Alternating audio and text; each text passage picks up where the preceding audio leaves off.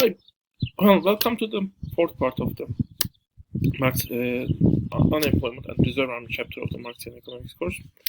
And uh, basically, in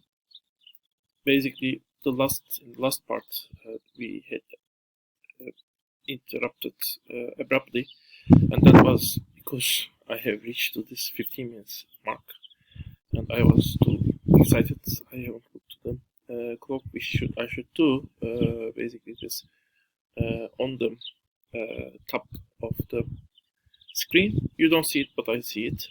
But anyway, what I would like to say is actually unemployment has been very successful in basically breaking this labor force, especially the unions, the labor force organizations, especially when those organizations are based on mainly employed people and don't take the unemployed people as part of their organizations, or at least partially take it. And so, uh, well, as a result, so the one reason to have continuous need for continuous increase in unemployment or the reserve army, according to Marx, is to break down those labor organizations increasingly, especially the workforce becomes more familiar, and basically they become more connected to each other. And that need is less important if become less urgent if new labor force segments are coming to the country, which can be migrant labor, which can be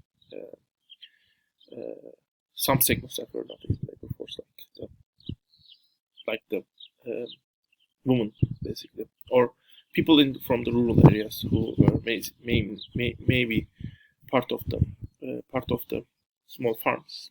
They were small farmers, and now they are part of the labor force. Anyway, but on the Marx prediction of the Marx, which claims that labor force, the reserve army is continuously larger. We should maybe say a few words because that prediction, well, up to the 1930s, it seems it was holding. 1930s, you have enormous increases in the unemployment rates, of course, but after in 1940s, starting with the application of the Keynesian policies, suddenly the unemployment rate in the developed countries starts to shrink and become small. That's the period of 1940s, late 40s, 50s, and 60s. In 70s, the trend reverse again, and economy system starts to function like Marx has foreseen. Well, basically, there were some. Well, I had some fellow faculty members coming next to my house, so that's why I had waved to them. Anyway, well, the main question is what happened in the 1940s, 50s, and 60s, and that's an anomaly. That's a time when Keynes looks right. Capitalist system can be reformed with some state policies, but then the Keynesians in the 70s and 80s looks very bad for Keynesians. In that case, actually, those reforms look, at least the traditional Keynesian reforms, looks not working at that time. And when there's an anomaly, when there is something that seemingly doesn't contradict with what your theory is actually predicting, what you should do is not immediately you left out the theory. One possibility is, of course, that your theory might be wrong. That's a possibility. You should keep it in your mind.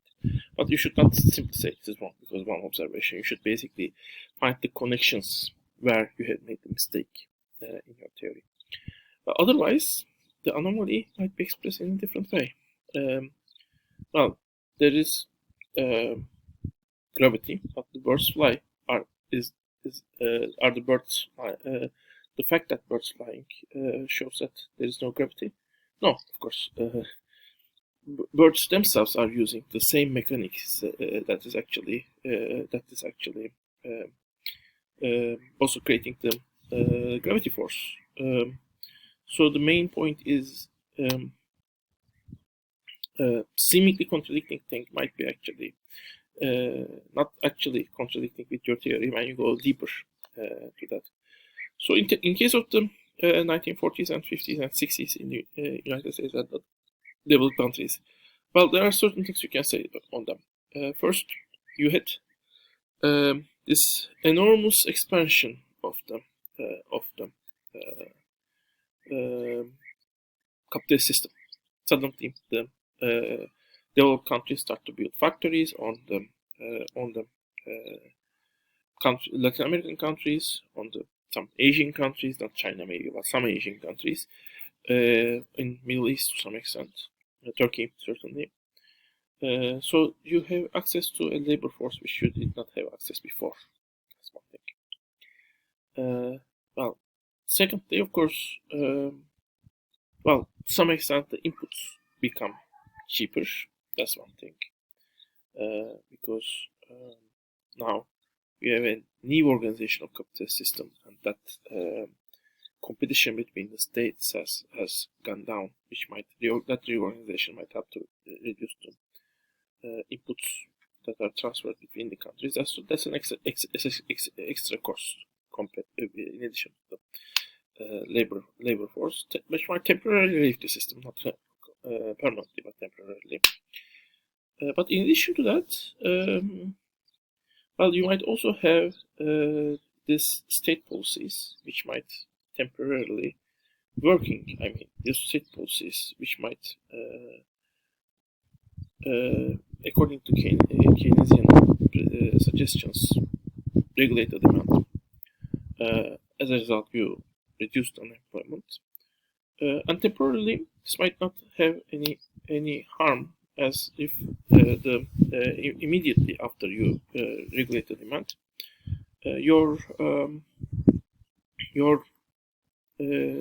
well, that actually that might have decreased the uncertainty for the companies, and that might actually stabilize the profit rate, if not increase the profit rate. And that you might also have some increase of the profit rate as a result of this excessive labor force that is actually coming to the United States from outside countries. This is labor force that is used by the U.S. companies. And in the United States, you have this migrant labor force that is coming in increasing sense, this new labor force that's coming to the United States. What about Europe? Well, they also benefit from the migrant force, but decrease their unemployment. Yes, they benefit from the migrant force, of course. This is the age where the famous Turkish workers coming to Germany, or the African workers coming to the France. That's the time when actually the migrant workforce starts to come to the developed countries, and that labor force themselves might actually stabilize the economic system. Also, the whole weight of the unemployment and the problems might be actually shared by that labor force, and they might still be better off because in their countries they might be the conditions might be even worse. Actually, those countries might bear even a higher rate, basically. And this new labor force coming in those countries, like in Turkey, in Mexico, from the villages to the urban areas, might also stabilize capitalism in those states. Actually, that you might not need that high unemployment. You can still keep the exploitation inside in those countries, maybe at that time. But of course, keeping unemployment low for a long time, keeping the reserve army stable for a long time will create problems, and those problems will include increase in the labor share of the products. So you cannot increase the unemployment continuously. Actually, you might even not be able to keep it stable because labor become increasingly organized, and that might basically in the end eat your share from the production.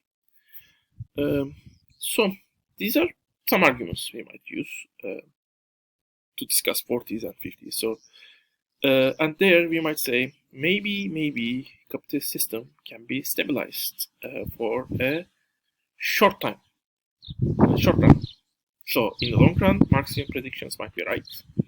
But in the short run, maybe capitalist system can be stabilized.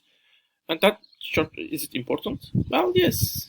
Just like Keynes said, in the long run we are all dead. Maybe in some cases we should also concentrate on the short-run stabilization. Given that, we define the limits of those stabilizations. I mean, we see that those limits will, if we are dead, our children will leave those limits. That's why we should know the limits. We should understand when our solution is coming to its limit, ultimate limit. And basically, there are some Marxian economists who are actually going looking to those limits. Actually, those are also the people who are actually pushing the limits of the Marxian economics itself, and sometimes not liked by their fellow Marxian economists. Well, one of them, the one we will see in a minute, the Kalecki, Polish economist, who became famous after he came to England, like all economists in the early 20th century, basically, and even 19th century. So he's sometimes called by some people Keynesian Marxist, although he got Marxian education certainly, and he used Marxian concepts. And he's an important figure actually, to some extent connecting also Marxian and Keynesian views, basically. Next, we will see he actually has written important. He has important remarks on the Keynesian policies. Actually, he see those policies outside Keynesian context because Roosevelt in the United States was already implementing those policies, so you don't need to read Keynes necessarily. He probably has read Keynes, but he has contributed to the discussion whether that can you have a stable capitalism with low unemployment rate, which might be persistent. And to that, to answer that question, he has written well, at least two. We will see. We will review two of them articles, and we will see his arguments in a moment. Basically, actually, we can review those arguments. So, first, he asks, what is the function of the reserve army? Well, adjusting to the demand fluctuation and decreasing bargaining power of the workers. Well, you can find a way to adjust demand fluctuations, and that's the state demand. The state might create demand when the demand is low by directly buying outputs and or subsidizing the consumption of the workers, greater population, of course, and in that sense, the workers will benefit from this certainly because they are the majority of the population. But he says this policy has a limit. Why? Because when state creates a demand at the time of crisis, it cannot easily take off this demand when you are out of the crisis. So in that case, the state demand that is created in the crisis time will remain. In the next crisis, of course, now demand will go down. Now states should create an extra demand, even more demand. So the demand state creates will continue to increase. How can state finance that demand?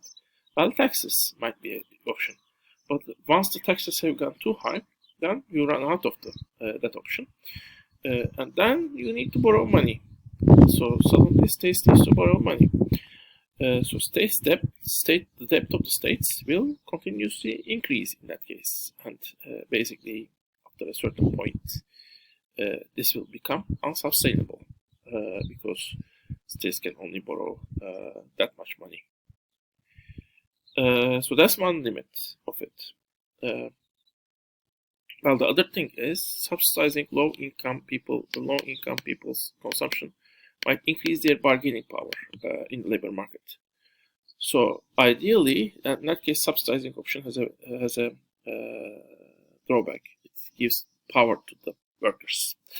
So in that sense, the capitalism for a healthy capitalism, you should not subsidize the workers. You should not let them get money when they are out of jobs.